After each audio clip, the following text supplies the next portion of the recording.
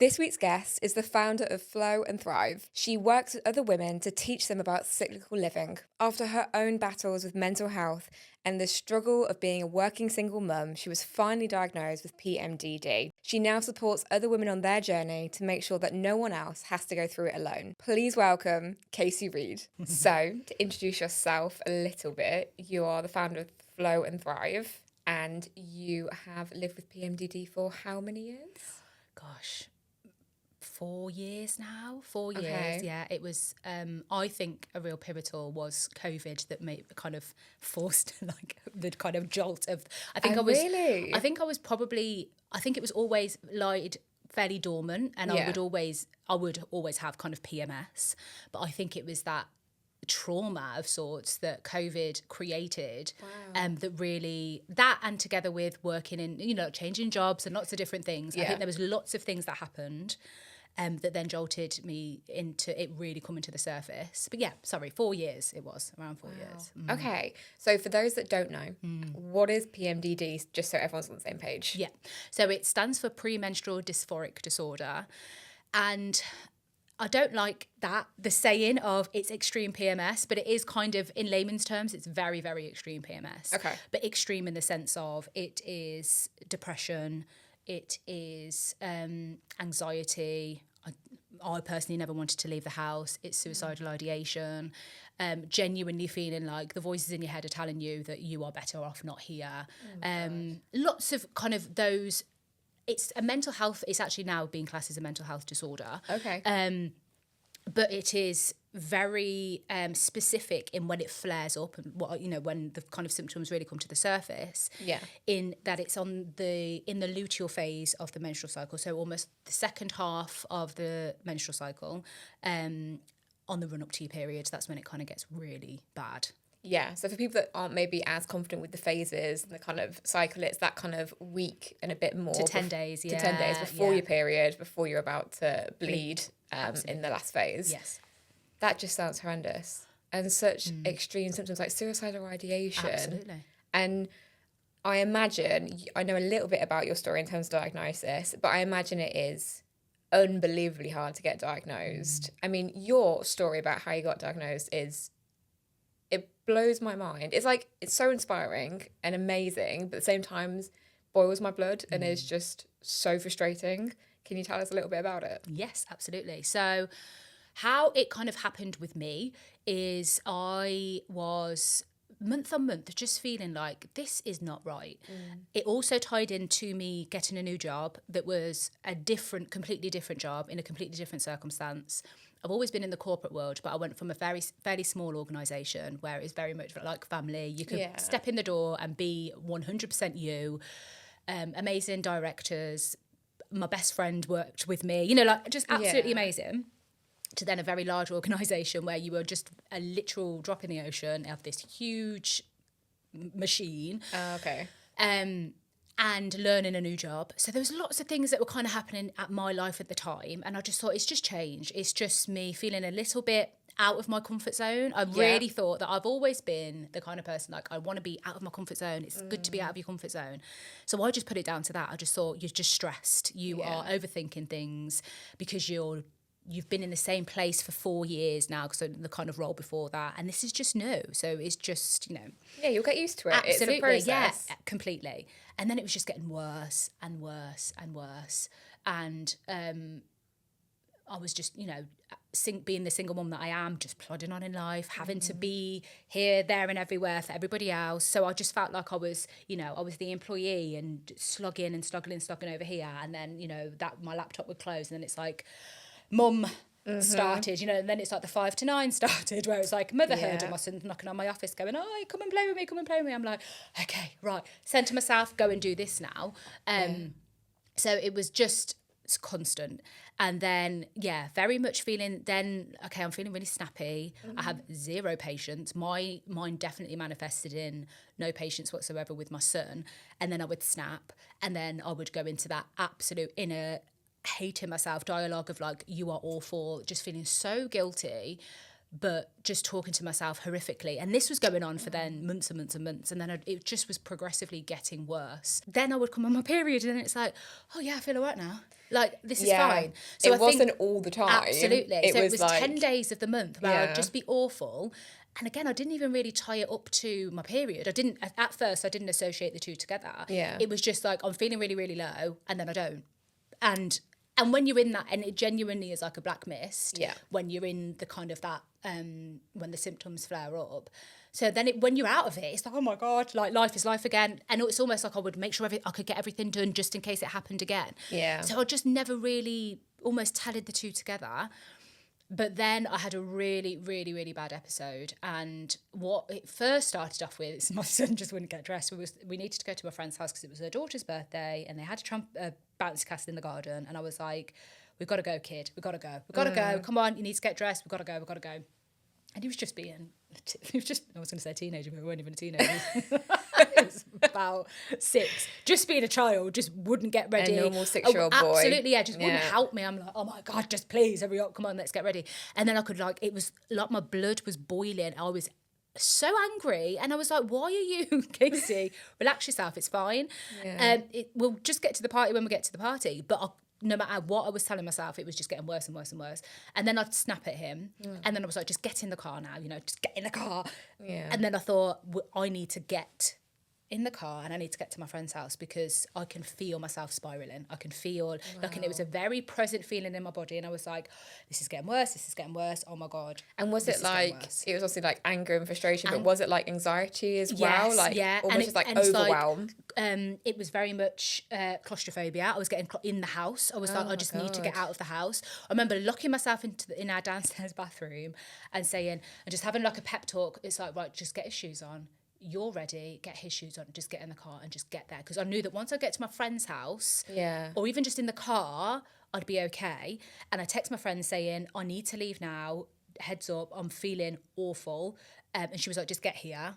The kids will just crack on, they'll have a good time. Just get here. And I'm like, I'm okay, I know. So it was honestly awful. And then I was in the car and then the guilt set in. Yeah. And then I was like, I could just get rid of us both now. And because obviously I'm just, he's my world. And I thought, I don't want a world where I'm not with him. And these are the things that were going through my head. And I was like, it was like a dual carriageway. And I was like, I'll just crash into that tree now. And, hopefully he'll be all right and I'll be gone. And it was then I was like, shit, and I'd blasted the music dead loud, put some my little playlist of feel good songs and we were singing and I was like, come on, we need to sing, come on, mummy needs us to be happy, so mummy needs me to be happy, so help me, Grace, and what should we do, and was just and then just thought, let me just get to my friend's house. And then I got there and everything started to feel a little bit better. But I just I got home then after the party and I sat my mum down and I was like, I think I must have bipolar disorder or something because this isn't normal. Wow. So then I went to the doctors and I said, this is what I think I have. And they were like, oh yeah, it's probably is what it is. Hold on. Sorry. No. You went to the doctor. So I went to the doctors and I was with like, these symptoms. It's so up and down. I feel absolutely fine and then I'm feeling absolutely horrific. And I said, and this weekend it's got really, really bad. Yeah. And I quite consistently now wanted to end everything. Wow. That all I can think of is it's some kind of personality disorder. Yeah. And they were just like, okay, so what we can do now is they gave me loads of antidepressants. And I was like, because it can't be one or the other. Yeah. I'm either super happy and fine, or I'm just in the pits. Yeah. And so I was like, it can't be anything else. It must be that. So I and they were just very much in agreement. So it just felt like they were just like, okay, that's cool. Here's a prescription, and then just get out the door, basically. I'm really conflicted when I hear that because part of my brain is like, yeah, okay, I can imagine you kind of in your head, understandably experiencing what you're experiencing, being like, okay, well something's going on because this is like you say not normal. If you're going to them and then they're kind of the information they have is, I'm up here one moment, I'm down here another moment. I actually can see how you would then go down that road of mental health and potentially what you're talking about. But on the other side of me, I'm thinking, did no one ask a question? It's a duty of care, right? Did no one ask the question of lifestyle, Absolutely, stresses, yeah. what's going on with you, what support do you have at home. I mean, like, was a toe dipped into anything to do with menstrual health at that point at all? God, no. Okay. No, I mean, absolutely. why would I expect that? Yeah, I mean, know, absolutely. ridiculous. Yeah, and even those questions weren't asked. You know, like, it Yeah. was very much, I was like, I've got a new job. I don't know whether it's that, but like, why would a new job want me to like end my life? Like, that's not right. So, but it was just very much like, let's give you and do you know what I just felt like? Let's treat you with a, you know, ABCD treatment almost, you know, like that kind of like step, and then just let's see give you how a prescription. It goes. Yeah, get that's out it. the office. Absolutely. And I wish I had a doctor that kind of did explore those other things, because it was then set me on this kind of path where I was like, okay, it must be that, and not really knowing what it was. And it actually was only a few months later I then had another really bad episode, because the antidepressants were doing sod all. You know, like, they weren't really doing anything. Gosh, because that wasn't the issue. They're not treating what the real issue is. Exactly. And it's like, you know, with PMDD, it's the reaction to the hormone progesterone in the second half of your luteal phase, in the second half of your menstrual cycle. That it's that rise in progesterone. So just having antidepressants isn't going to do anything. Like, it just doesn't do anything. No, we're talking in that sense, in a very simplified sense. When we're talking about antidepressants, it's serotonin, isn't it? Absolutely, yeah. And actually, if anything, that suppresses your natural production of it. Yeah. And it's fake. But anyway, that's a different conversation. But yeah, it's like trying to. Well, it's just a plaster, right? Yeah, it's literally exactly. a plaster on this thing. So, you know, if what happened is then I had another huge, I can't remember, this would have been in the summer, and then in the October it was, or no, it wasn't, it was the November, because it was over my birthday, and I had a really bad dip again, and I was working, and it was very stressful at work, and work had really upped the ante, and it was just adding more and more and more to the anxiety, to me feeling like I was failing all the time. And then I woke up one day as normal, and I was like, I can't get out of bed. I literally can't get out of bed. And it was almost like my whole body was just like, bitch, you're resting. You need to rest. Like, I physically couldn't get out of bed. And I Like, remember we're not just letting thinking, you out here. Yeah, Like, yeah, absolutely. Complete fight or flight. And it was just like, it was like that, and even beyond fight or flight, it was that incapacitated, oh my God, I can't get, literally just like looking up at the ceiling, just like, I can't get up. I actually can't get up. And obviously my son had this, I need to go on the school run. And I text my mum, and I was just like, can you just get him ready this morning? And I don't, is there any chance that you could drop him off at school? Yeah. And she was like, that's fine. So he's then in a routine of me used to being dropped off, and there's those kind of, that's the separate issue, that he loves his routine. So then I was feeling that inner guilt of like, he expects me to take him every single day. He doesn't like when that doesn't happen. Yeah. So there's, how much do I just need to push through and just try and get on and just get him to school? And I just couldn't. And I was like, and I was holding it in, and I was talking to my mum, and I remember sitting on my mum's bed and just going, it's really bad. Like, it's really bad. I need to sort this out. It's really bad. And she was like, let me just get him to school, get him out the house. Yeah. And then when we come back, we're sitting down and having a talk about this. This isn't, you shouldn't feel like this all the time. It's so complicated for you, Casey, because it's not just having the most awful experience as a woman and suffering with PMDD, just that. But the element of being a mum into this as well. I can't even imagine how complicated it is. And it's that feeling. It was that feeling of I am all he's got. You know, like he hasn't, you know, dad's not super present. So I am the only, with my mum as well, of course, she's an amazing support. But parent-wise, I am the only person. And that pressure alone as well, of like feeling like you always need to be on, because I am the only consistent in his life. I am the one that's putting him to bed. I am the one when he's ill. I'm the one bathing him. I'm the one taking him to school. I'm the one doing the homework. I'm the one playing with him. There is no release of that pressure. Yeah. So it's like, and that to me is a non-negotiable. That is never going to change, because that is my life's work, is being his mum, right? That's never going to change, and being the best mum that I can be. And on this day, it was like, this now has to change, because now it's affecting my mothering. And that is not happening. So anyway, my mum took him to school, and I'll never forget that feeling of when she shut the door and my legs buckled. I managed to get him dressed, and I was like, Mummy just doesn't feel, I said, I feel a bit sick today. Mum's got a headache. I think I'm coming down with something. Are you all right if Nanny takes you to school? And then when you get back, I'll feel much better. And he was like, okay, then that's fine. reluctantly. Bless him. And then and I remember shutting the door, and I was at the door holding the dog, waving like Mum is fine, it's fine, because I didn't want him to go to school scared or anything like that. Yeah, shut the door, and I literally like my legs buckled. I'll never forget it. My legs completely went from underneath me, and I was on the floor, and I've got a cat and a dog. And they both, it's like they sensed it, and they both like rushed over to me, and my dog's like, what's going on? Because like, my legs were I was just like that down the back of the door, just like, oh my God, like it was just that's one less thing that I need to worry about. He's all right, he's going to be in school for the day. Now it's like now the work hits, because what is going on here? What's happening? And I just remember the cat and the dog just like sitting around me and just going, is she all right? Is she all right? and just uncontrollably sobbing my heart out, to the point where I was nearly sick because I was crying so much, just out of frustration, like I can't do this anymore, I can't. And then it's that guilt of like, I'm better off not here, because what is this? This isn't life. Like living like this is no way of living. And it sounds like you've been pushed to the absolute max of what's possible. You had that first bad episode a few months prior. They'd given you something which was totally useless and not helpful in the slightest. And you kept going, and I can't imagine how much resilience and strength that took to keep going. And it's no wonder, like you say, you had such a physical reaction, because it was like everything. It's like it makes me think of like holding onto a kite when there's like a massive storm, and you're like holding on, and then you just let go, and it's like such a physical chaos as that moment happens. Absolutely.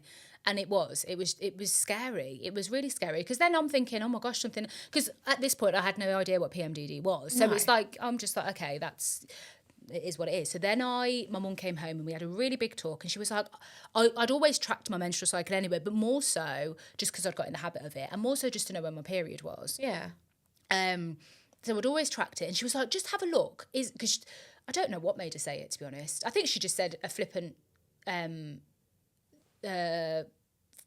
thing of, what about your hormones? Is it your hormones? Just like very, just like off the cuff, like that's what. Yeah, absolutely. What about this? You haven't even thought about, is it your hormones? Is it hormone related? And I was like, yeah, all right then. So then had a look, and then I was like having a look at my tracker, and I did sometimes when I started to feel really bad, I did like just put on my app that I've got, like depressive thoughts, headaches, those kind of things. Yeah. And then you could have a look at like I think you could have a look over the few months. And then I was like, oh my God, look, it is really specifically here. And then I was like, I'm going to Google this. And then I just said, I think I just put in to Google something like depressive suicidal thoughts on the run up to your period, like something like that. Yeah. And then PMDD came up, and I was like, okay.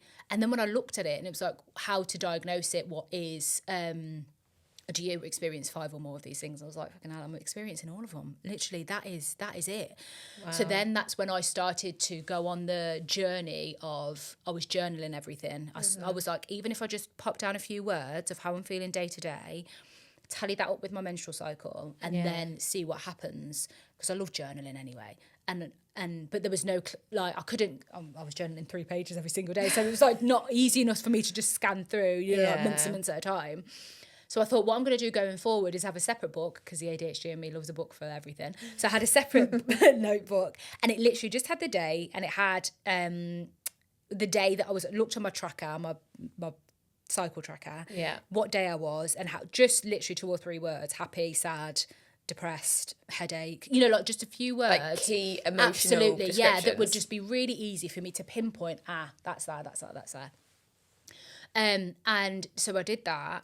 And then I did that for a few months, and I was like, Jesus, there is really, really clear patterns here. There's absolutely. And then, I've got an amazing relationship with my mum, so always constant dialogue. And I was like, I am going to need your help, and because I think there are clear patterns. Yeah. And I'm going to need your support just in those few days, or those 10. For me, it was always 10 days.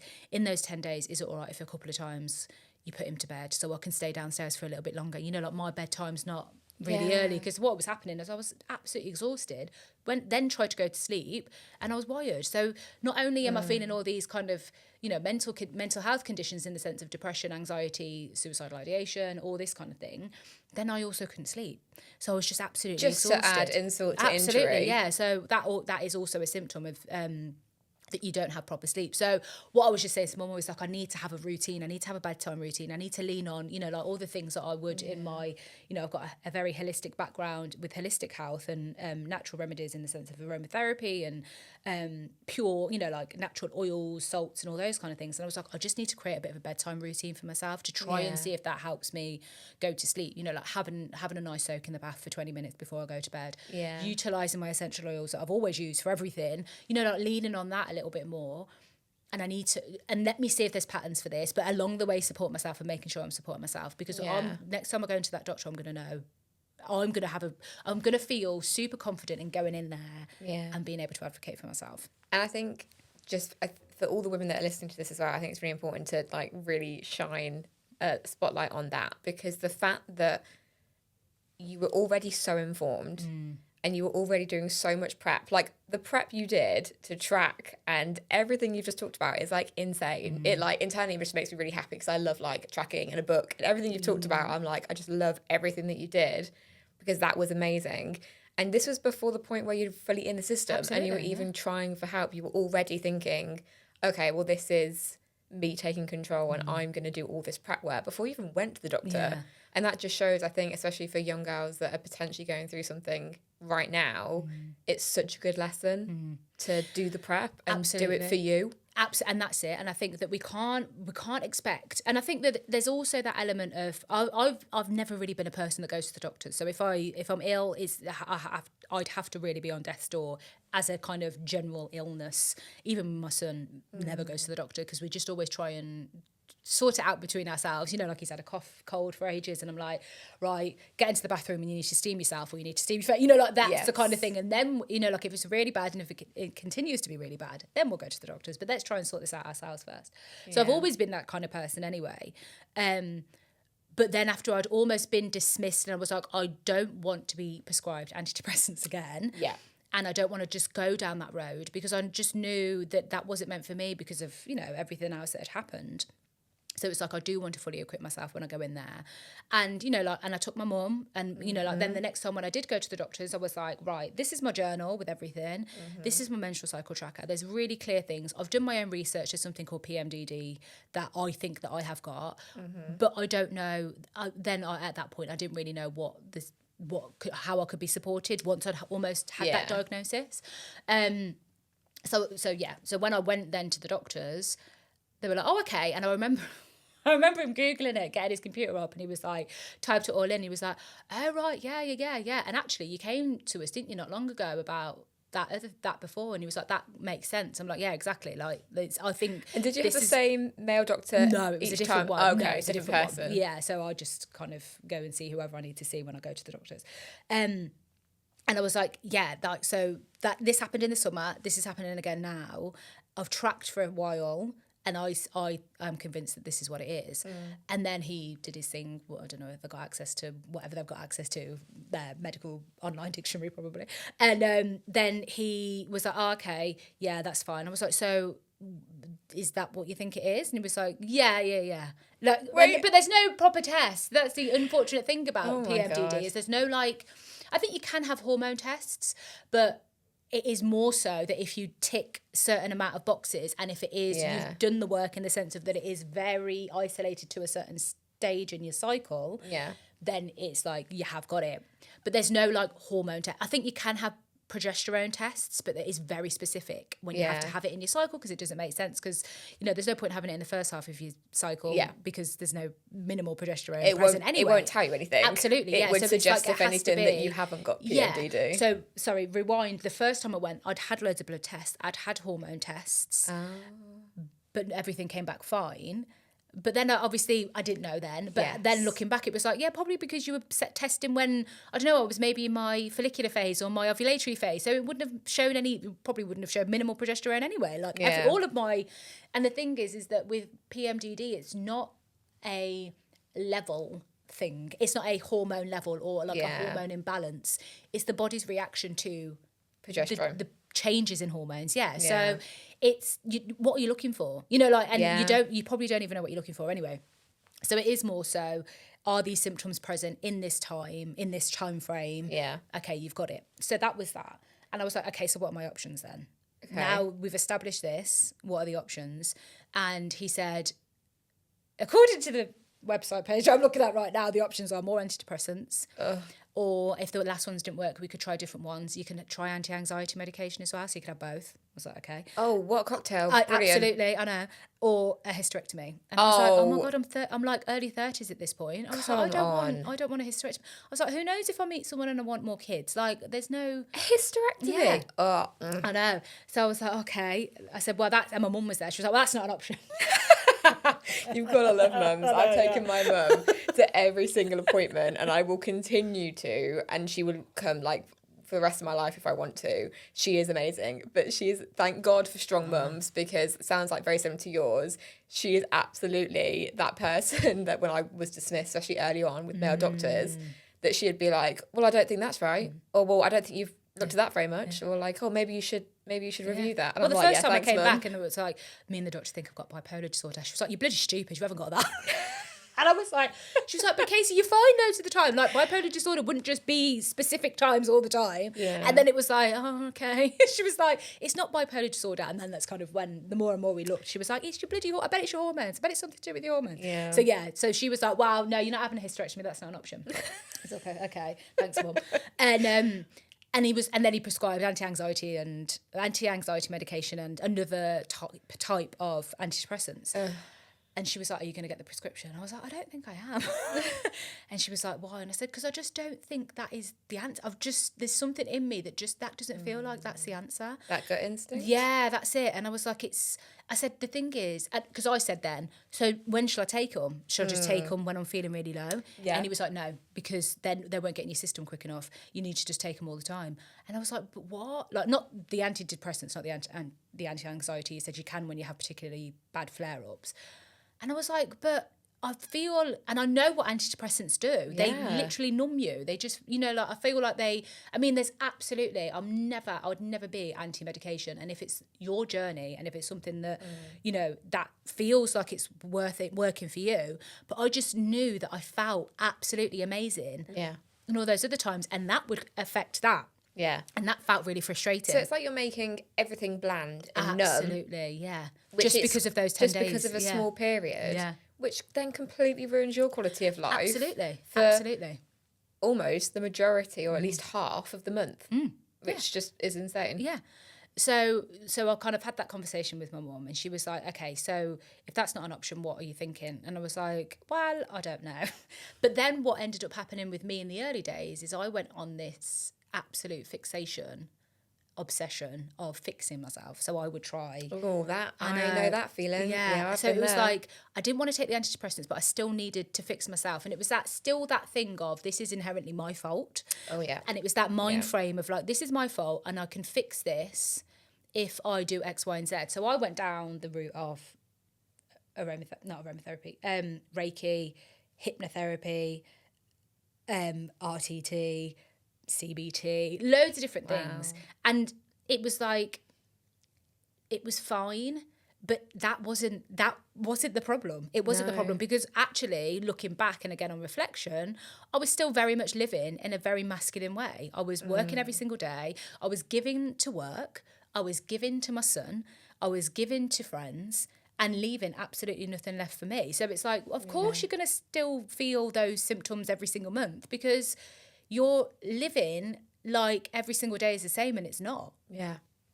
And then more and more, I pure fluke came across a book called Do Less by Kate Northrup. Again, going down that self-development route of thinking that I need to fix myself. Yeah. And this was around productivity. The book was around productivity at face value.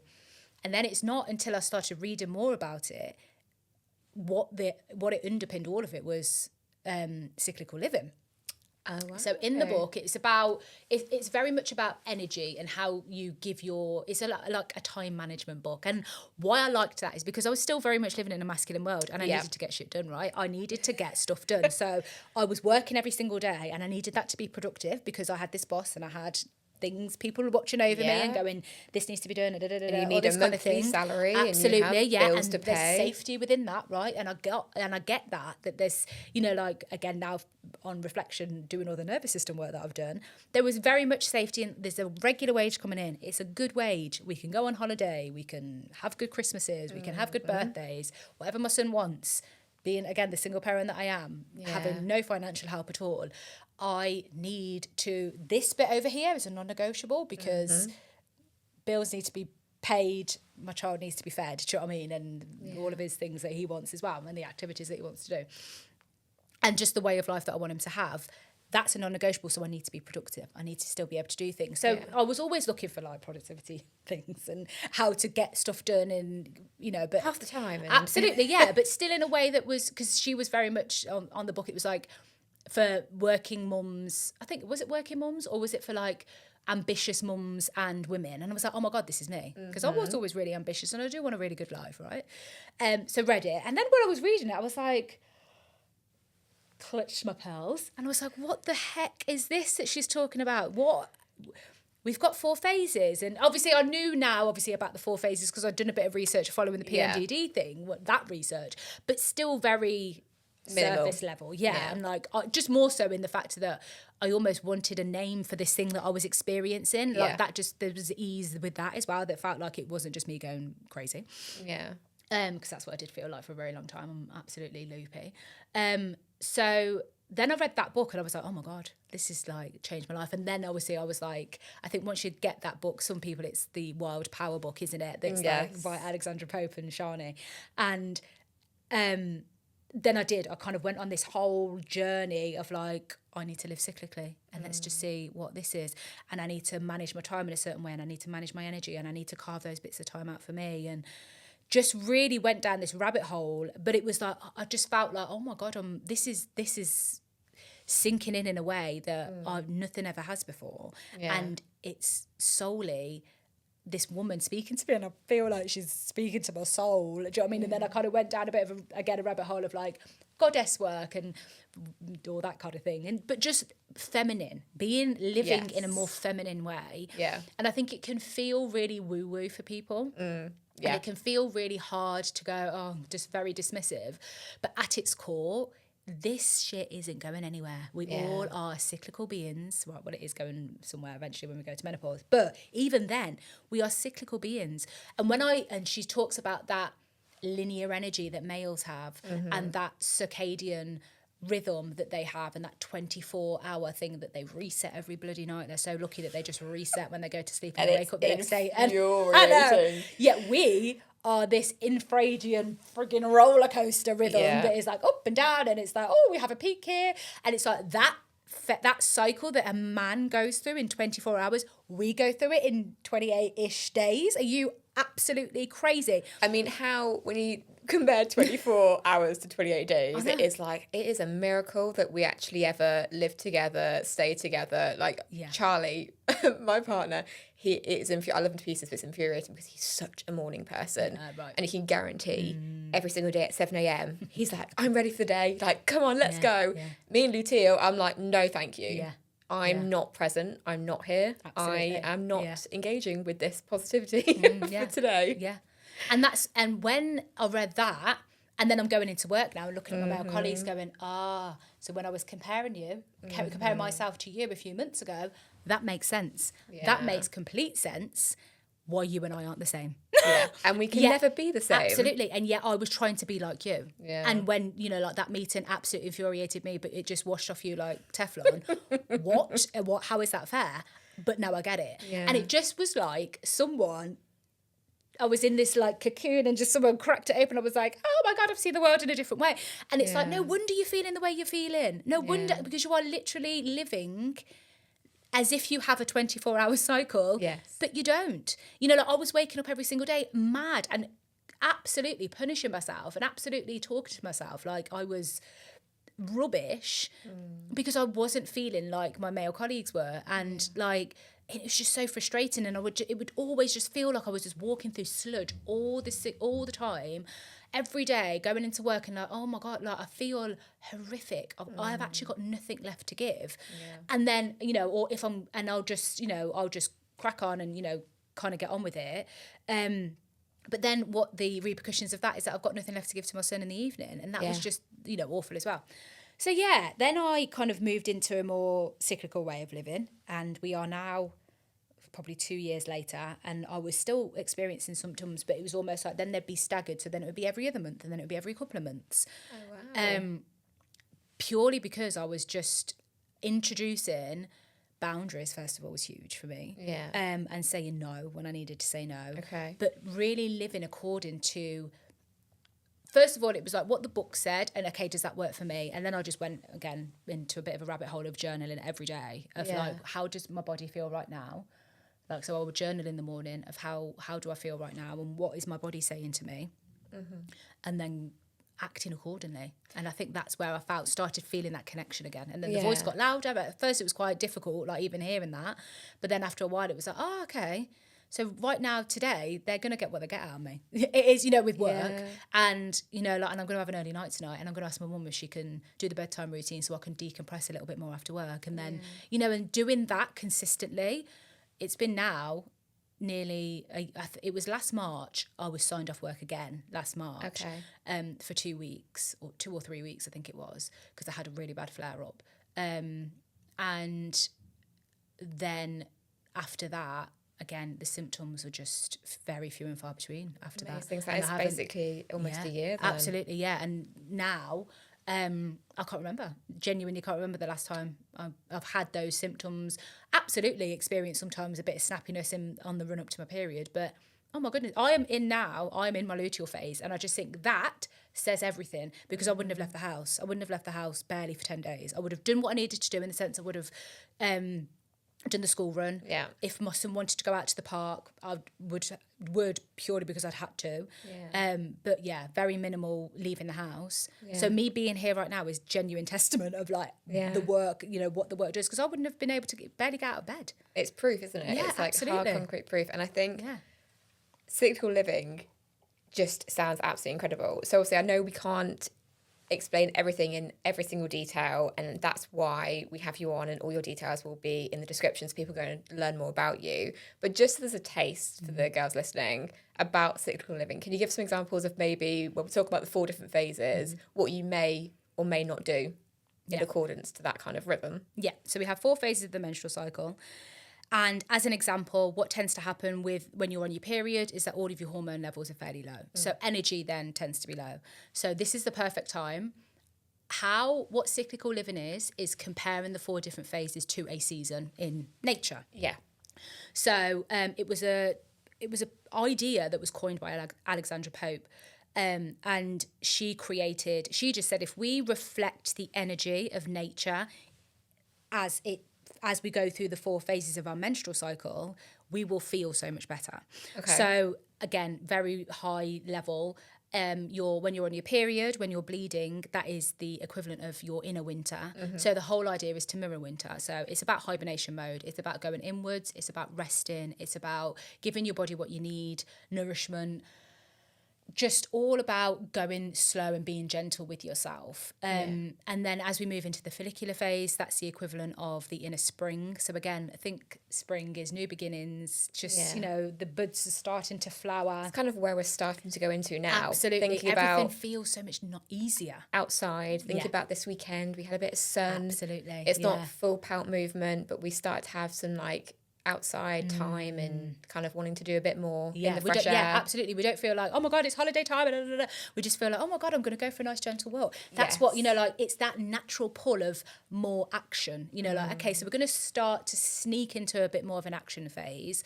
And I'm going to start to think about what I really want to do this cycle. So, you know, with the seasons, it's like, what do I really want to do this year? And again, this is in spring. This is nature's new year. So again, I don't believe in New Year being in January. I think New Year should be in March, around the spring equinox, because nature is new beginnings. It's the perfect time to feel like, oh, I feel like I want to go out in the world a little bit more now. I want to just be a little bit more out there. And we feel that after we finish our period in the follicular phase. Then we move into the ovulatory phase, which is the equivalent of inner summer. And that is when we are most fertile. So again, with regards to nature, we are wanting to just be out there. We wanting to attract a mate. Kind of the animal in us wants to attract a mate. Yeah. So we're physically more attractive. So our face is more symmetrical. Our hair appears thicker. We just have that natural glow as women in our ovulatory phase. Yeah. Because our body wants us to mate and make a baby. Then if that doesn't happen, so that's the equivalent of inner summer. Then if that doesn't happen, so if a baby isn't made during ovulation, hormones, again, so sorry, rewind a little bit. Why we feel like that is the rise in estrogen. Yes, in the summer. In the summer, yeah, spring and summer, estrogen is on the rise and it peaks in of the ovulatory phase. But then if a baby isn't made, it then starts to taper off. So I always describe estrogen as the Beyonce, like that just complete out there hormone, shit ton of energy, like feeling ourselves, fully feeling ourselves. It's the best description. She loves herself and we love her. Absolutely. Yes. It's that. Taylor Swift if you're a Swiftie. So then if a baby isn't made, then created, then estrogen starts to taper off. And then what happens is progesterone then starts to take over. So that's when you go into the luteal phase, which is the equivalent of inner autumn. Yeah. Now, in a perfectly balanced human being, Yes. then as you go into the inner autumn, what that phase is, it tends to be split up into two halves. So the first half, I always call it like late spring, late summer, early autumn, because you still are feeling the feels, right? You're still feeling like you can very much still do life and you can still be out there a little bit, but it's all about finalising things. So again, what does nature do in autumn? It starts to collect the nuts for the burrow, ready for hibernation mode again, ready for winter. Yeah. So I always use this time now, I haven't got PMDD symptoms, I use this time to go, what had I started in spring or summer that I now need to finish? Because going into my winter again, I'm not going to particularly want to be doing those things. No. So it's about finalising things, projects. If you've got big meetings, get them all out of the way in the first half of your autumn.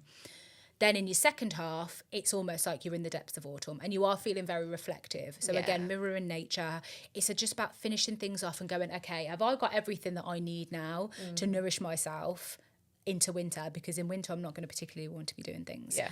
So kind of very high level. And what I will say as a bit of a disclaimer is that is textbook, right? And no woman is textbook. No. So it's really important to take it with a pinch of salt. This is kind of the idea, but you really have to, I think what I always say in my practice is then the level deeper, knowing that is transformational in itself, right? That is absolutely amazing, knowing that information, because it almost gives you the permission, the knowledge to do the things that you want to go and do in life. Yeah. But the level deeper is then going, okay, but how does my body react to those changes and that kind of cyclical phase of going from one to the other? Because actually my reaction to those different phases might be completely different. Yeah, completely. And we know as well, that's why tracking's so important, because depending on, again, in the perfect human being, what the textbook says, and then a normal woman living her life with all the shit that happens in the world. Exactly. Absolutely. But then if you have another layer on top of a condition like PMDD, endo, adeno, PCOS, anything like that, we then need to look at, which is why it's really good to work with someone and have that support.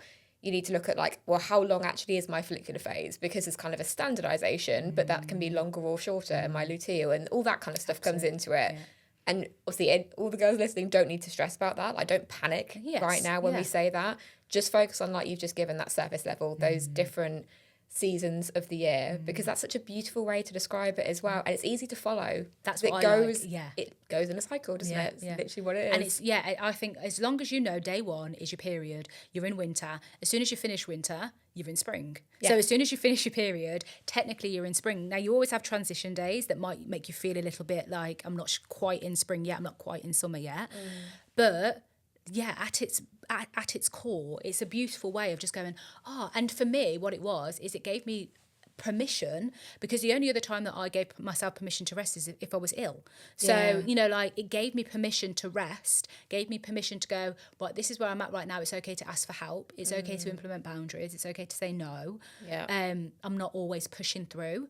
And I think that was the most beautiful thing for me. I was like, oh my God, I've got this like permission slip of saying no, or I've got this permission slip of going, no, actually, Mum, can you help me here? Or can, you know, like, I don't know, I'm going to get a sitter, or, you know, to my friends, can my son come and stay at your house this weekend, or, you know, overnight, because I just really need some me time, really need some self-care, and, you know, like I just need a little bit of time for me, where I don't have to be a label to anybody. I just am me for a moment. And I just never gave myself that before, and this gave me that permission slip to be that.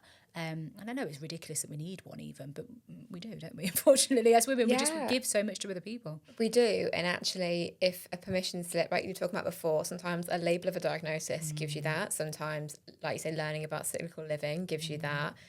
Understanding where you are and in relation to how you're going to feel about yourself in the world, whatever needs to be your like permission slip, give it to yourself, because you're right, to make life easier navigating like a man's world and all the stuff we have to deal with, you need something to just feel like, oh, okay, I've got a reason. Like if people try and challenge, because we challenge and ask people why almost automatically. I know. I think about like, there's like the classic example of, if someone chooses not to have children, everyone's like, oh, why? Or another weird example is if you don't have alcohol, people are like, oh, you're not drinking. A night out, even just like, you're not coming out tonight. Why are you not coming out tonight? Or, oh, do you want to come round to mine? Not tonight. Why? Why don't you want to come round to my house? Why don't you want to come and see me? It's like, because I'm knackered, actually. And I've given everything that I can give right now, and I just need quiet. You know, like, and I mean, I don't drink alcohol. I haven't drank alcohol for a very long time, because I did see that kind of direct impact with my hormones, and PMDD symptoms would always flare up if I drank. Oh God, So I don't drink, and people go, oh my God, why? Why don't you drink? Like, what? Like, and presume that you've an ex-alcoholic. I'm like, I never really drank anyway, but like, no, I don't drink. It can't, God forbid, it couldn't be a healthy reason. Absolutely, we couldn't just choose not to do it because we're making it poisons my body. because we're making a proactive decision. Surely you've got to have an issue, and then that's why you can't do something. So that was kind of, that's cyclical living, and it just was that direct, like, oh, okay, I can start saying no, and I can start doing the things that I need to do. Yeah, and it's clearly changed your life. And absolutely. If women can want to explore it and learn about it and get on board and kind of join that train, it will transform their lives as well, because it's what we're meant to do. It's just going back to real basics.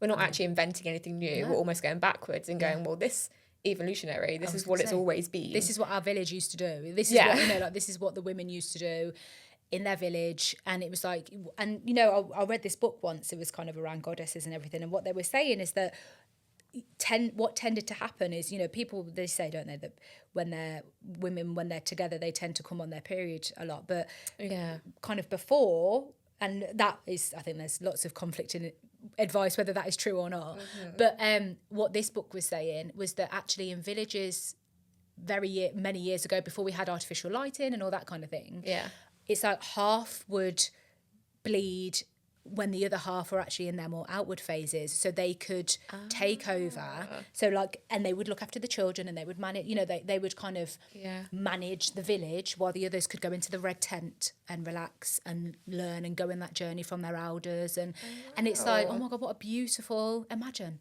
having, and that, I mean, that's the ultimate permission slip, isn't it? Like, I can step back from mothering, I can step back from making the food for the village, I can step back from maybe hunting or whatever else that we needed to do, go in the red tent, allow my body to release, because that's exactly what it is, it's just a release, and then come out fresh, anew, and going on that journey. And and the elders, the kind of, I think is it menarche? No, it's the crone, isn't it? It's like that kind of older woman what they say is the women go through lots of phases. And it's the crone is the older lady who's kind of surpassed menopause. She would be in the red tent, and she would be given advice of like how to go through this process. And, we are amazing spiritual beings, women. And that kind of veil of the conscious and the subconscious is at its thinnest when we're on our period. So if you really want to kind of know what your true purpose is in life and all this kind of thing that, you know, like all the self-help gurus talk about, lock yourself away when you're on your period, because trust me, those answers will come very quickly at that point. Like, absolutely. That would be so beautiful. I would just love it if that could be what we do, where you just give grace and permission to yourself and other women to go, I see where you are, and I'm going to support you with that, and vice versa. It would be amazing. Yeah. So just before we end, what I would love to ask you is the future of PMDD, because we've talked about the options. I mean, I think it's generous to even call them options, to be honest. But what the future can kind of be laid out and set out like for women when they get diagnosed with PMDD. Yeah. What do you hope for in the future? Like, what would you like to see? I think options expanding. Do you know what it is for me? I think it's more holistic options being made aware, patients being made aware of that there are holistic options. They aren't the, you know, antidepressants, anti-anxiety or hysterectomy aren't the only options. And actually it is around really listening to what your body needs, and a doctor having that advice and having that knowledge of going, okay, let's look at the bigger picture. Because now, again, on reflection for me, it was most definitely that job. I left the job, I did the work, symptoms went, because, you know, and I still work, but just in a different environment that's more intuitive to my body and my needs. And I think that if that was even talked about with me, like you said, what's going on in your private life is your, you know, like what does your diet look like? What are your stress levels like? What is your personal circumstances? You know, like for me, I would have gone straight away. I'm a single mum and I've got to juggle it all. You know, okay then, right, are you having any time for yourself? Have you got a support network? Have you got, you know, like what I always say is that village. Have you got those women that you can lean on, or people that you can lean on to alleviate some of the pressure? Yeah. It's just, for me, it's just so much bigger than this isolated thing. And I think that PMDD has got a really bad rep in the press, especially in the media. You know, we've got the lady who was on Married at First Sight, where her relationship broke down, and it was very much her relationship broke down directly because of PMDD. Oh, God, yeah. And it's really frustrating, because I just think the way that she was describing it, and obviously her journey is her journey. She only knew what she was only expressing what she knew.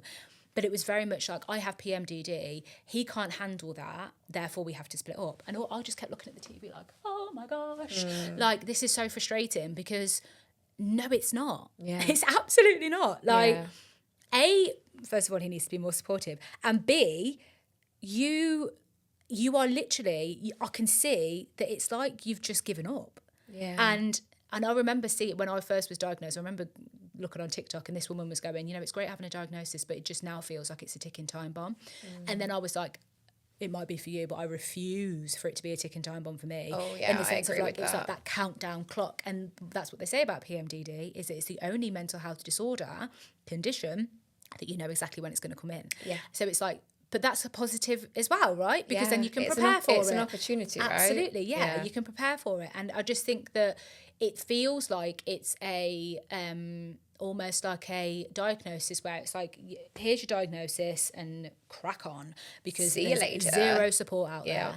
But it doesn't need to be like that. A, you can massively support yourself. The other thing is that there's so many therapists, coaches, mentors like myself as well, that are supporting women in this space. And it doesn't need to be a medication thing all the time. Like I said, that works for so many people. And if that's the route that you go down, I'm all for empowerment, but do it from an empowered space and doing it from a space of knowledge. I think that's the most important thing. Do it because it's your decision. Absolutely, and you not want because to you've do just that. been because you think that there's no other options. Yeah. Because I took zero medication. It was genuinely just lifestyle changes and implementing certain things. So I think the future for me is more women being made aware of that. Because I think that's super important, that there are options other than just medication or not having a cycle whatsoever, having a hysterectomy, and ignore what's going on in the media, because I think it looks like it's this horrible thing that women have, and it's just another thing to almost dismiss and like dampen down our true power. I just think like, no, absolutely, this could be such a powerful thing of setting you on this trajectory and this journey of really knowing who you are, instead of the media just going, oh, she's got PMDD and she's a fucking write-off now. Like, it doesn't need to be that. Not at all. Casey, you've been amazing. Oh, Thank you so much. I have one final thing that I Yeah. ask guests to do, if you're up for it. Yes, absolutely. So I want you to imagine that I'm not in this chair, I'm not sat here, and that your younger self is, whether it's teenage self or 4 years ago, wherever you want to be. And I just would love to know what you'd like to say to her. If you could speak to her right now and give her some advice, what would you say? Do you know what? I think it would be my teenage self. Okay. And it would be to read more books on menstrual cycle awareness. Because for me, I do look back and I think, oh my God, I just didn't know how flipping powerful I was. And I think that I lived in a very masculine world, and I lived in the sense of I was around super powerful women, absolutely feminine women, but powerful where they felt like they had to be both roles. Yes. So I was just, like absolutely in awe of how my mum was able to get up every single day, again, being a single parent, go to work and then come home and be an amazing mum and give me anything that I wanted. And we travelled the world and everything. Yeah. But like at what detriment?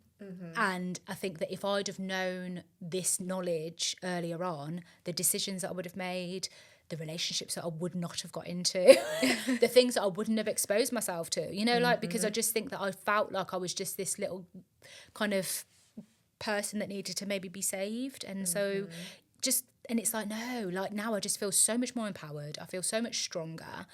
And it's genuinely just because I think, oh my God, I can create life. I bleed every single month and I can still survive. And, like, I just didn't think that was even like, oh, it's just your period. And it genuinely is through menstrual cycle awareness. It's not just it's this thing that you need to get to know.